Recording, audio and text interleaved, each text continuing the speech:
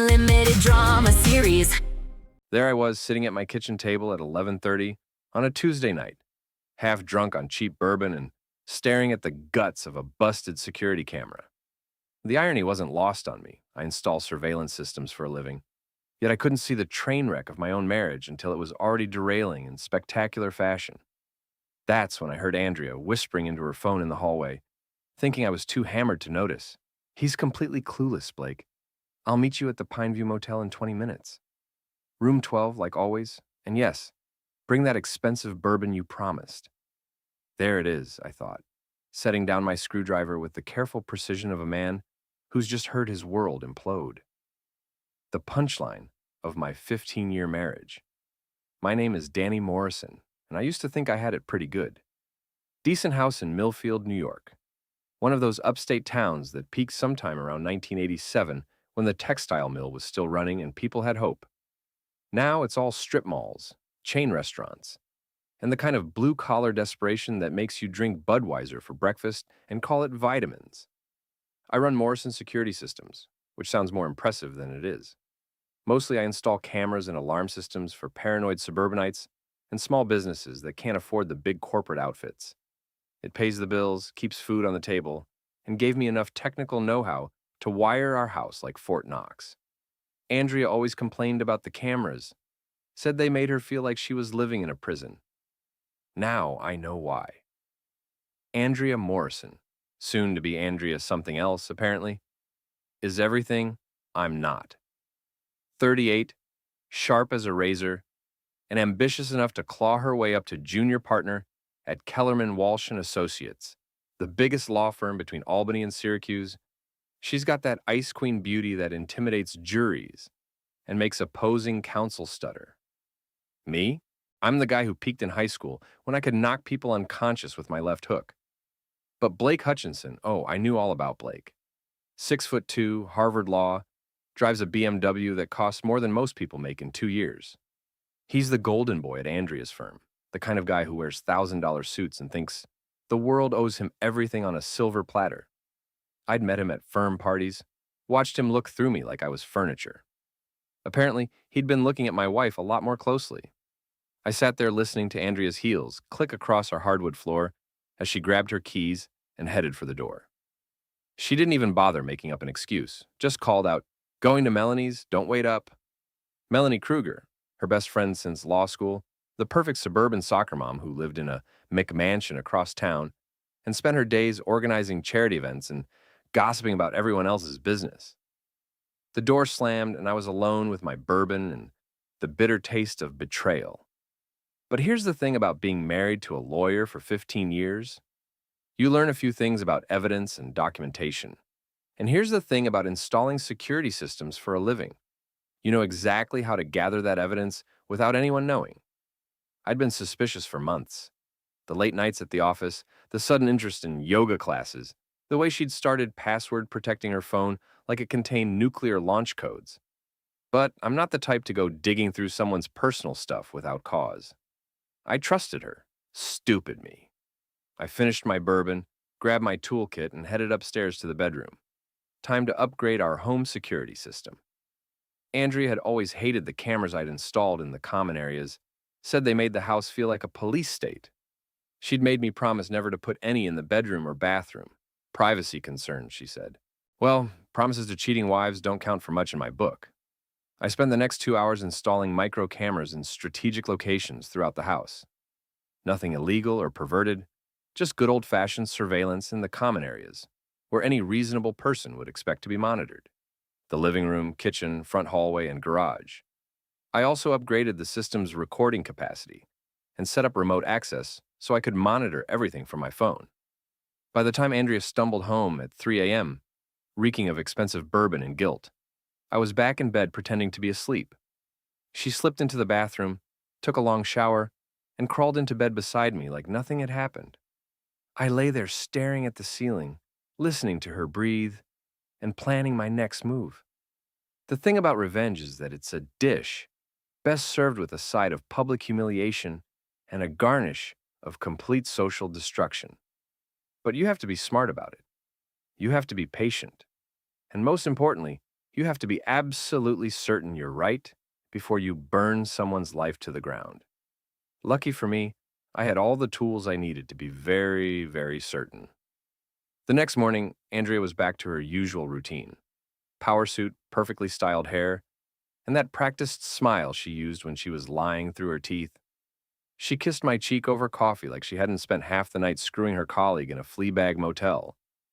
"How was Melanie's?" I asked, keeping my voice casual. "Oh, you know how she gets. Drama with the PTA, problems with her husband. I ended up staying later than I planned. She didn't even have the decency to look guilty." "That's nice of you to be such a good friend." She shrugged, already scrolling through emails on her phone. "Someone has to listen to her problems." "Yeah, and someone has to document your lies," I thought, but I just nodded and finished my eggs. After Andrea left for work, I spent the morning reviewing the footage from our security cameras. Sure enough, she'd left at 11:47 p.m. and returned at 2:58 a.m. I also checked the GPS tracker I'd discreetly installed in her car 6 months ago during one of my more paranoid moments. The route was clear as day: straight to the Pineview Motel, a 40-minute stay, then home. But I needed more than circumstantial evidence. I needed something that would hold up in divorce court, and more importantly, something that would destroy Blake Hutchinson's pristine reputation. That afternoon, I paid a visit to my old friend Ray Kowalski at his boxing gym downtown. Ray's gym occupied the bottom floor of a converted warehouse, all exposed brick and industrial lighting. The place smelled like sweat, leather, and broken dreams, my kind of atmosphere.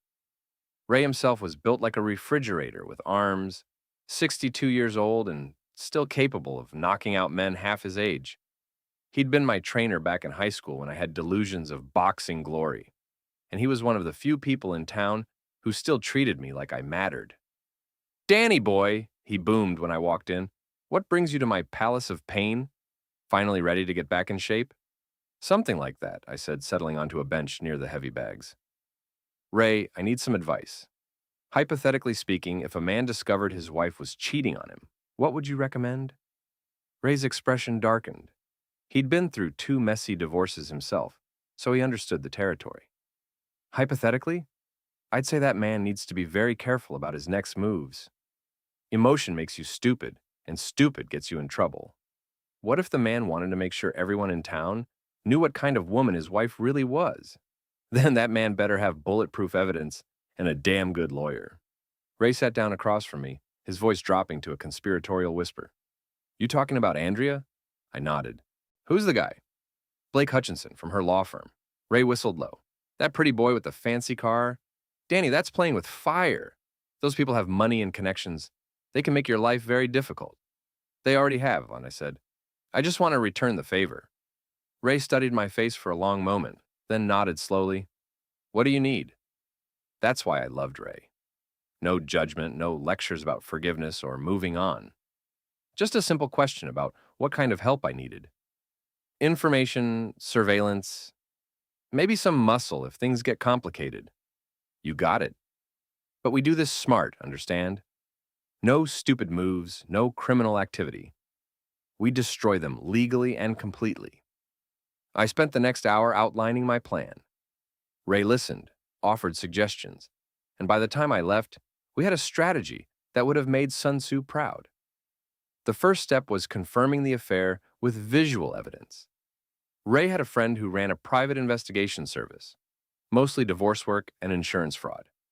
For $500, he'd stake out the Pineview Motel and document Andrea and Blake's next romantic rendezvous. The second step was gathering intelligence on Blake's personal life.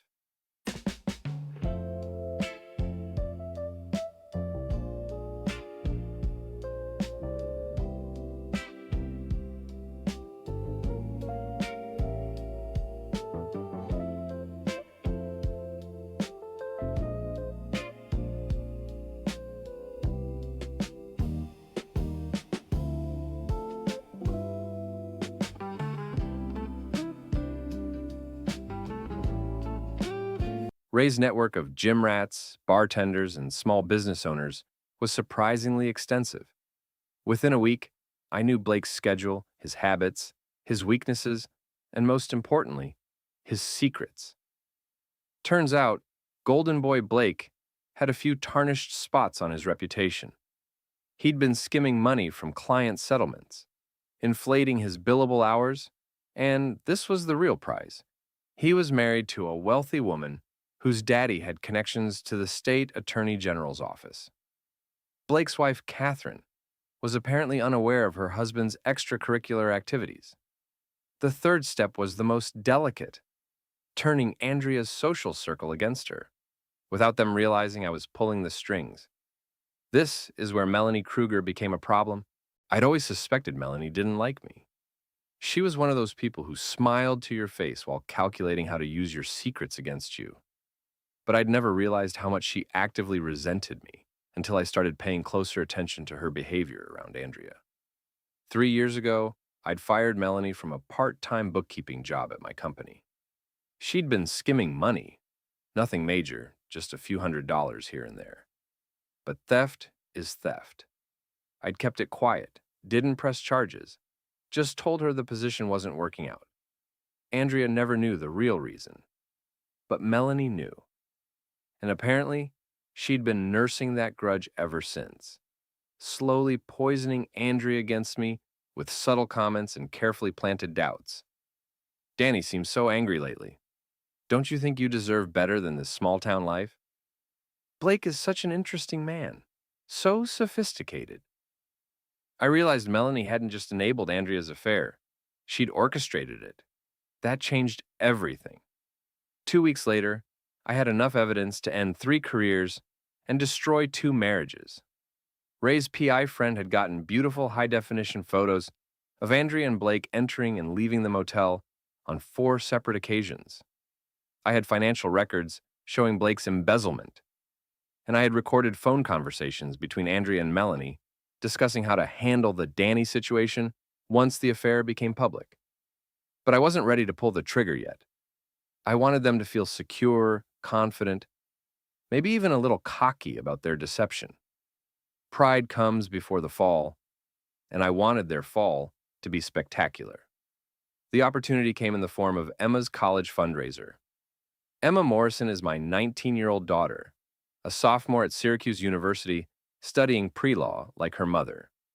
She's got Andrea's brains and, unfortunately, Andrea's tendency to judge people based on their income and social status. Emma had always been closer to her mother, viewing me as the embarrassing blue-collar parent who didn't understand her sophisticated worldview. The fundraiser was being held at the high school gymnasium, one of those painful community events where parents pretend to care about the drama club while networking and gossiping. Andrea would be there, of course, playing the role of successful lawyer and devoted mother. Blake would probably show up too. He'd been inserting himself into our family events for months under the guise of being Andrea's supportive colleague. I spent 3 days preparing for the event, setting up what Ray called the most beautiful trap he'd ever seen. The plan was elegant in its simplicity. The fundraiser would feature a slideshow presentation about Emma's academic achievements and future goals. As the parent coordinator, Andrea was in charge of the technical setup. She'd asked me to handle the AV equipment. Apparently, my blue-collar skills were useful when she needed them. I arrived early, ostensibly to test the projector and sound system.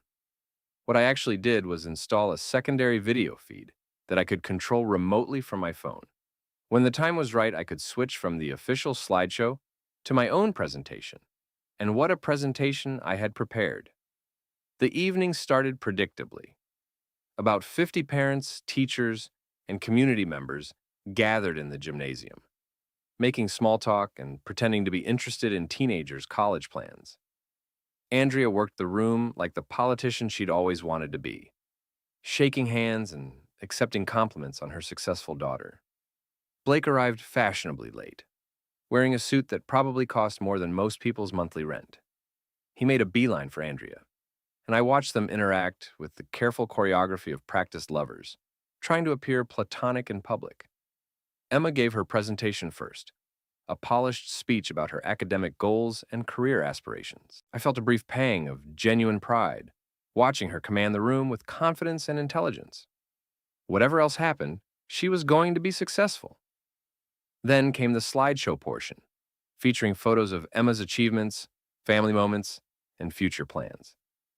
Andrea stood at the back of the room, beaming with maternal pride. Blake positioned himself nearby, whispering comments that made her smile. I waited until the slideshow was about halfway through, when the audience was relaxed and paying attention. Then I pulled out my phone and activated the secondary feed.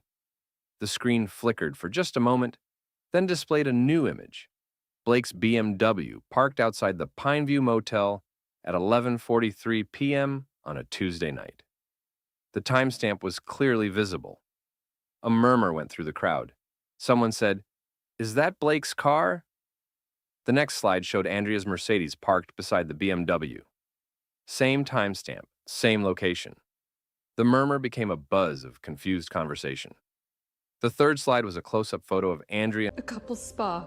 You took her to the place we go. It was a birthday gift. She's a friend. Friends don't get $500 couples massage. Watch more on Grammarly.com. And Blake entering Motel Room 12 together, his hand on her lower back in a gesture that was definitely not professional. The room erupted. Andrea's face went white, then red, then white again. Blake looked like he was going to vomit. Emma stared at the screen in horror, then turned to look at me with an expression of pure betrayal. "What the hell is this?" someone shouted. "Danny, turn it off!" Andrea's voice cracked with panic, but I wasn't done. The next slide was a screenshot of text messages between Andrea and Blake discussing their romantic evening and making crude jokes about my ignorance. The final slide was simple text on a black background. 15 years of marriage, 6 months of lies, thought you should know, Danny Morrison. I stood up slowly, pocketed my phone, and walked toward the exit. The room was in chaos. People shouting, Emma crying, Andrea trying to explain something that couldn't be explained away. As I reached the door, I turned back and called out, "Sorry to ruin the fundraiser, folks, but I thought you should know what kind of people you're dealing with." Then I walked out into the parking lot, got in my truck, and drove home. The war had officially begun. The fallout from the fundraiser was immediate and brutal. By the next morning, half the town knew about Andrea's affair. The other half found out by lunch. My phone started ringing at 6 a.m. Reporters from the local newspaper, gossip-hungry neighbors, and Andrea's lawyer friends trying to do damage control. I ignored most of the calls, but I did answer when Ray called. "Jesus Christ, Danny," he said, laughing despite himself. "You really went nuclear, didn't you?" "Just getting started," I replied. "Well, you better brace yourself. Andrea's been calling everyone she knows, trying to spin this as some kind of mental breakdown on your part. She's telling people you've been unstable for months, that she was afraid to leave you because of your violent past." That stung, but I wasn't surprised. Andrea was a lawyer. She knew how to craft a narrative that made her the victim. "What about Blake?" "From what I hear, his wife found out about 3 hours after you left the school. She kicked him out of the house and called her daddy. Blake's going to have bigger problems than a cheating scandal if Catherine's father decides to investigate his business practices." That was better than I'd hoped. Blake's embezzlement was a federal crime if prosecuted properly, and having a powerful enemy with connections to the Attorney General's office was not a good position to be in. But my satisfaction was short-lived. Emma called that afternoon, and she was furious. "How could you do that to Mom?" she screamed into the phone. "In front of all those people? At my fundraiser? Do you have any idea how humiliating that was?" "Your mother humiliated herself," I said calmly. "I just made sure people knew about it." "You're sick! Mom said you've been stalking her, invading her privacy, acting like a crazy person. She's filing for divorce and getting a restraining order." "Good, that'll make things simpler. I never want to see you again," Emma said and hung up. That hurt more than I wanted to admit. But I'd known from the beginning that Emma would side with Andrea. She'd been trained her whole life to see her mother as the sophisticated, successful parent, and me as the blue-collar embarrassment.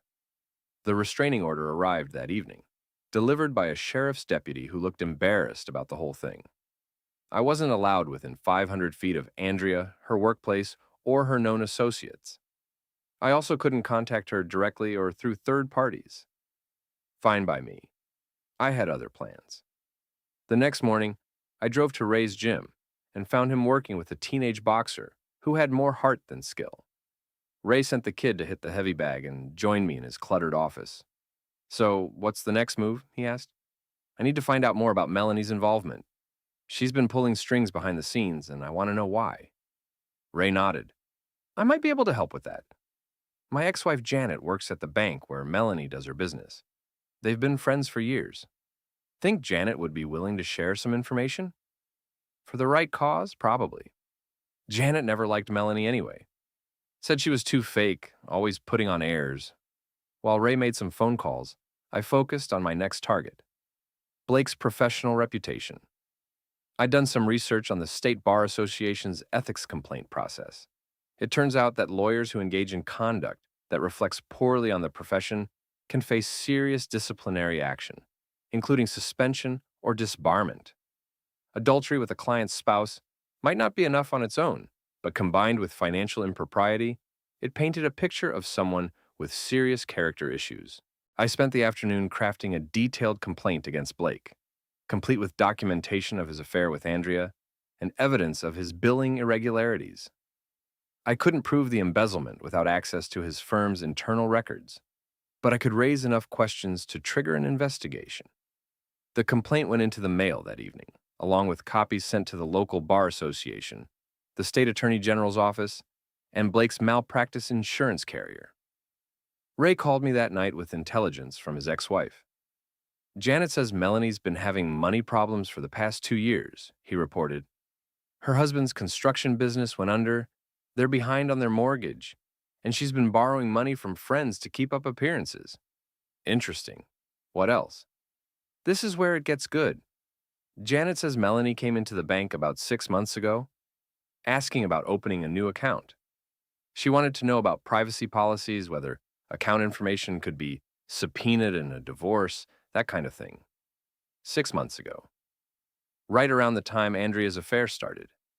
Janet thinks Melanie might be planning her own divorce, but she's been keeping it quiet while she figures out her finances.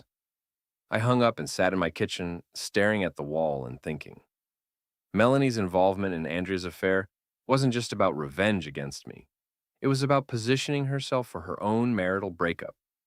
She'd been using Andrea as a test case, seeing how a cheating wife could manipulate the situation to her advantage.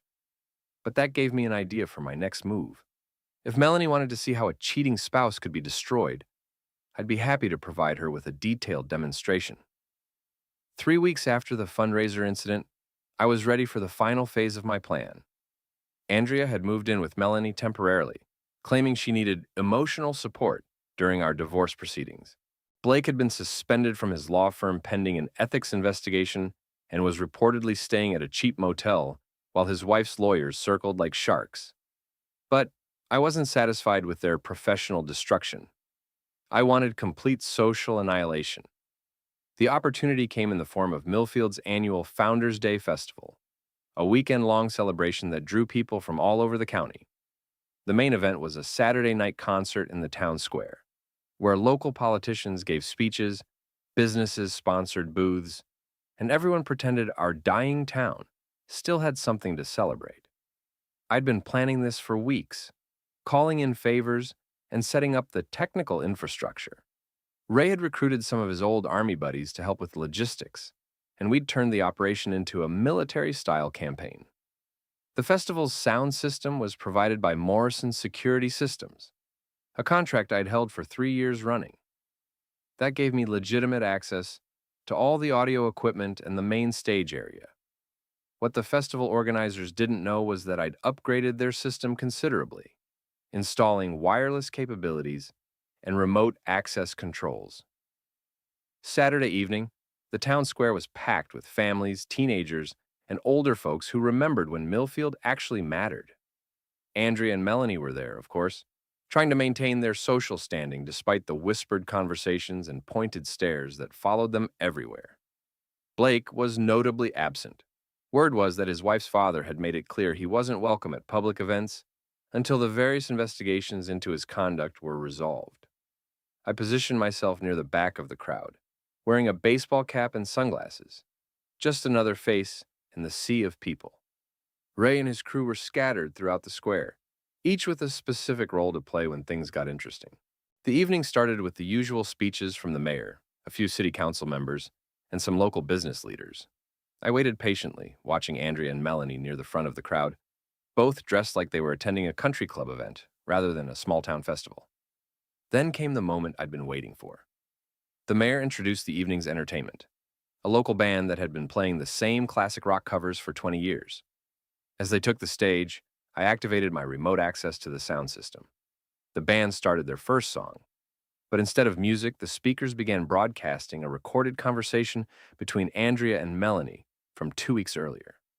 I'd gotten the recording through a contact at the phone company, completely legal since it was captured during a routine quality assurance monitoring of customer service calls. Andrea's voice filled the town square. "I can't believe how easy this has been.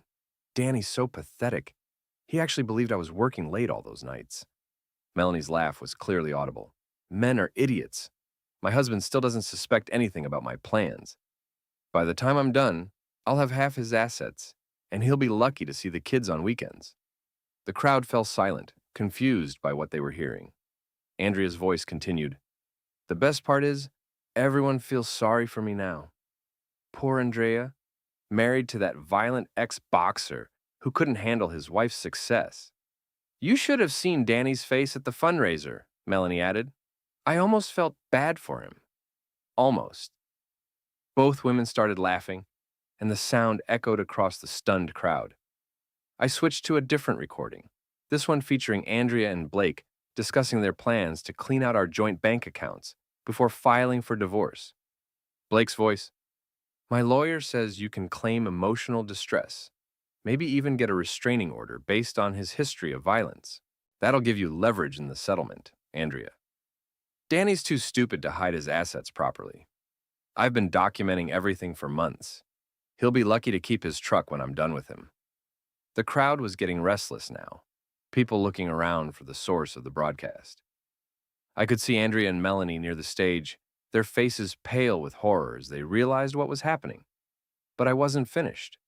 The final recording was the crown jewel, a conversation between Melanie and an unknown man discussing their affair and her plans to frame her husband for domestic violence to gain advantage in their divorce. Melanie's voice, "I've been documenting every argument, taking photos of bruises I gave myself, building a case. The courts always believe the woman, especially when there's a pattern of evidence." The man's voice, "What about your friend Andrea? Think she'll back up your story?"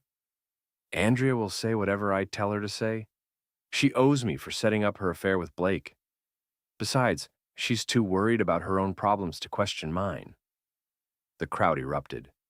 People were shouting, pointing at Andrea and Melanie, demanding explanations. Someone threw a plastic bottle at the stage. Others started pushing forward, their faces twisted with anger. I activated the final phase of my plan. Ray and his crew moved through the crowd, distributing printed copies of documents I'd prepared, bank records showing Andrea's financial manipulations, photos of Blake's embezzlement evidence, and a detailed timeline of the conspiracy between Andrea, Blake, and Melanie. The papers spread through the crowd like wildfire. Within minutes, everyone knew the full scope of their deception. Andrea tried to run, but the crowd blocked her path. Someone grabbed her arm, demanding answers. She pulled free and stumbled toward the stage, probably hoping to reach the microphone and defend herself. I couldn't let that happen. I activated one more audio file, this one featuring Andrea's voice, admitting to her lawyer that she'd been planning the divorce for over a year, systematically hiding assets and building a case against me based on fabricated evidence.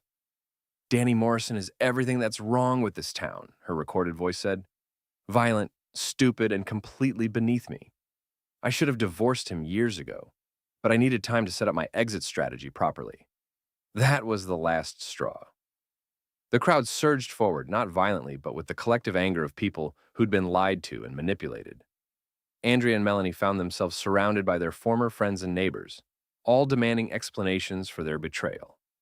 I stepped onto the stage, took the microphone, and looked out at the sea of faces. "Ladies and gentlemen," I said, my voice carrying clearly across the square, "you've just heard the real voices of Andrea Morrison and Melanie Kruger. These women have spent months lying to this community, manipulating your sympathy, and plotting to destroy the lives of their husbands through fraud and false accusations. The crowd roared its approval. I'm filing for divorce on Monday morning, I continued.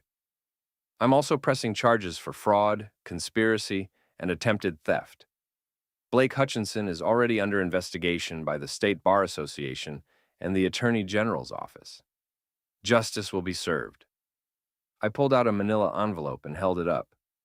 Andrea, I called out, spotting her near the front of the crowd. These are your divorce papers. You get nothing. No alimony, no property settlement, no sympathy. You played a game you couldn't win against a man you underestimated. I tossed the envelope into the crowd, and it landed at her feet. Congratulations, I said. You're officially the most hated woman in Millfield. The crowd cheered as Andrea broke down crying, and Melanie tried to disappear into the mass of people, but there was nowhere to hide. Their reputations were destroyed, their conspiracies exposed, and their futures ruined. I walked off the stage through the crowd that parted respectfully before me and headed home to start the next chapter of my life. Behind me, the festival continued, but now it was a celebration of justice rather than just small-town nostalgia.